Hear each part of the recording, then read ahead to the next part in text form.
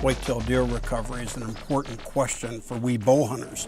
We want to recover every deer we shoot, but there's some new research that we can rely on now that even helps us take a step further into this question of how many deer are recovered for how many shot.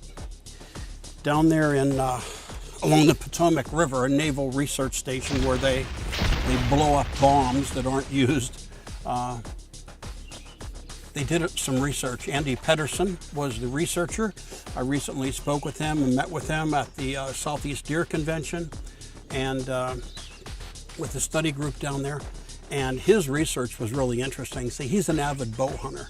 And his research showed that overall, 83% of the deer being shot by bow hunters in his research area had recovered the deer they shot. 83% recovery, that's amazing.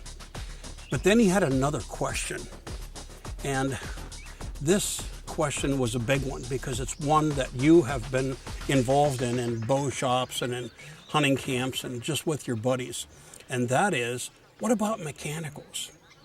Well, let me tell you my experiences. I've been shooting mechanicals since they first came out. Some of them were great, some of them were not so great. Today, many of them are amazing. And here's what he found out. He separated out the hunters who were using mechanical broadheads in the bow hunt, and he discovered that with mechanicals it was 91%. Get that. Mechanicals in his study were more effective at putting deer down than fixed blade broadheads. And why? Well, a couple of the reasons he suggested is they're more accurate because they fly with their blades in a closed position. So they're more accurate. Second factor is many of them cut a bigger path, bigger wound channel.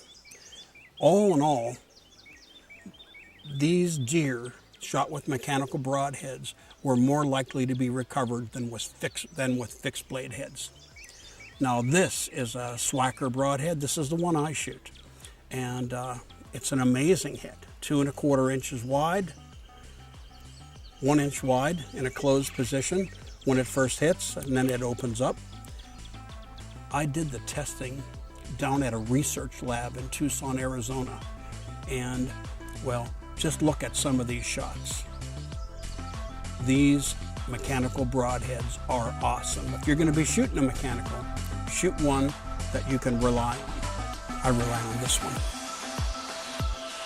And that's this week in the Whitetail Woods.